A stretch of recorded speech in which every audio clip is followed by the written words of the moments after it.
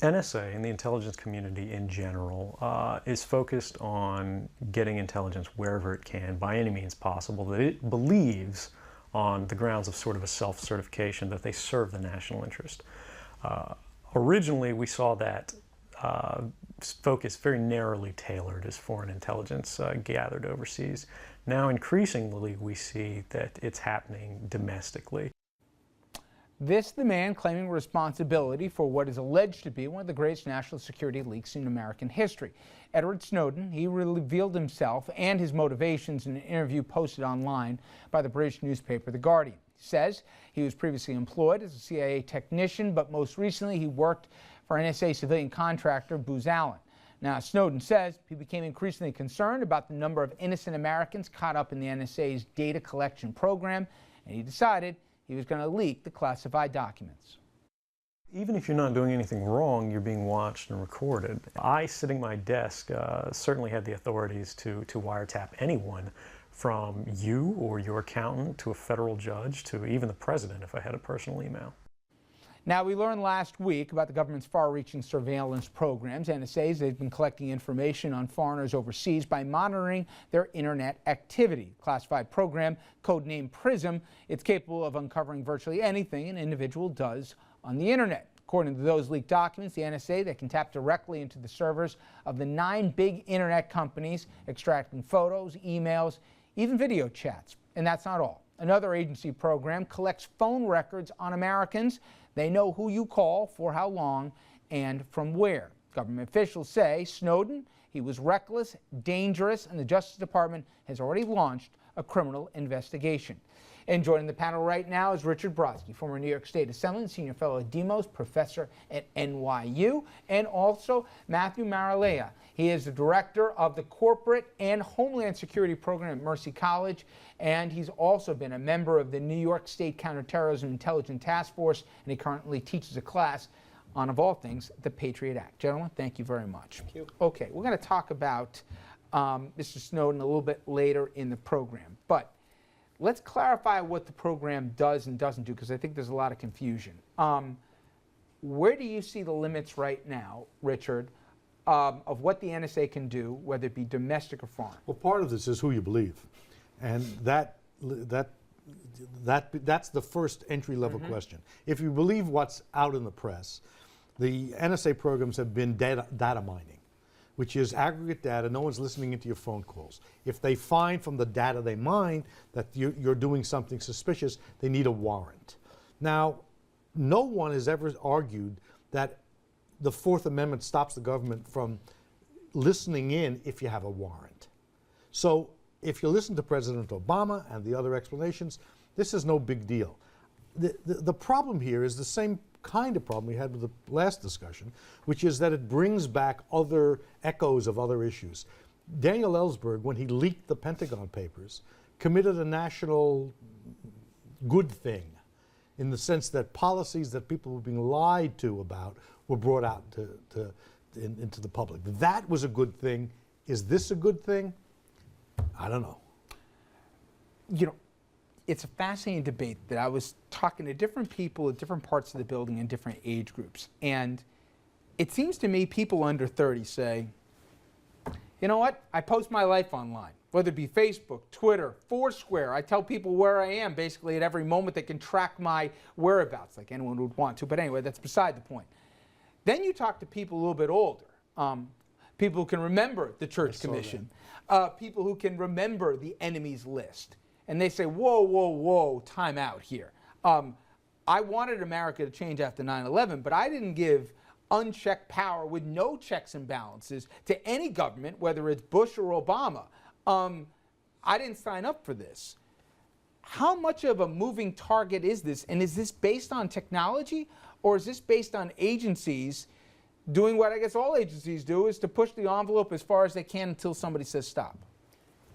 It's an interesting topic to discuss, and it's been with our nation since its founding. Benjamin Franklin and Jefferson disagreed on privacy. This is from the framing of our country. This has been an issue when we broke from the tyranny of England. Here we are in the 21st century, and the excuse will be, well, we're in a post 9/11 world. We should just accept these things.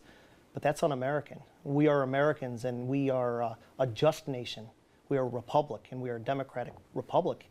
So we must debate these issues, and I'm glad that this was brought to the public forum. I'm glad we're discussing this, because the good news is it's being discussed. The bad news is we can never get lazy. We got to keep debating these issues, because we never want ultimate power to be in the hands of any one person or one government.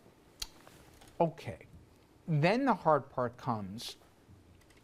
You didn't make the distinction, Richard, between domestic and foreign. And then what if it's a little bit of both? If it's and data mining, it's not a big deal. If it's listening into conversations, it's a big deal. If it's listening into conversations without a warrant, it's a huge deal. Yet no one seems to be able to accurately describe what's going on. Well, here are the voices we've heard, and I grant you, we don't know everything yet. Doesn't matter Republican or Democrat. People sitting on the intelligence committees, whether it's Senator Feinstein, or whether it's Congressman Jones, Republican or Democrat, they say they're abiding by the letter of the law. Other members say, time out, nobody checked with me. I didn't know, where was the memo here? I didn't even know about the existence of the program. That issues warrants Fine. for these kinds of things. Apparently they were issued. Apparently no one's listening in to conversations. They're data mining. If that's an accurate description, are you disturbed? No. If it's not an accurate description, we got much bigger problems. So this, again, like the last conversation, this is almost about what you bring to the table when you start discussing it. Well, if we can get to the facts, I don't think it will disturb as many people. Well, if it does disturb me as you first described it, because if it's a court, it's a secret court. It's not a court open to the public. There's not a court in the state of New York that you can't walk in and see what's happening there. That's not true. Very rarely you have sealed proceedings. Very rarely. Very rarely. And those are normally when you have children involved, circumstances such as that. This is a court where no one knows what's happening. We're told simply to trust the judges. We don't know that the government even adheres to the rulings of this FISA Mayor, court. don't we, in a post 9/11 world, haven't we learned that there are some things that go bump in the night, that there are some things that you have to trust the NSA or the CIA or whatever the investigative bodies are, that they have to work under darkness and secrecy. I don't you think can't so. have I think complete transparency in an ongoing investigation. Not necessarily complete transparency, but there ought to be a basis. So for instance, if I go as an attorney now, I'm in private practice, and I'm looking for a server so I can keep all of my clients' information on the server. When I go to Apple, they tell me, oh, don't worry, put it in the cloud. Say I don't put anything in the cloud. I refuse to put anything in the cloud because I don't believe that the cloud is secure. And now I guess apparently I'm correct, because what happens is, at the end of the day, on an eavesdropping warrant, the purpose of having that warrant is so you can use the data that you've mined. The difference here is that if the government's prosecuting my client and they have all of my personal correspondence with my client, I may never learn that they knew this. But it can still be used against us without my knowledge. It's an interesting conjecture. You don't object to wiretapping, do you, if there's a warrant? If there's a warrant in a wiretapping case, and even then I still will make a motion, I'll ask a judge to make sure that that warrant was based upon probable cause. There's no opportunity to do that here.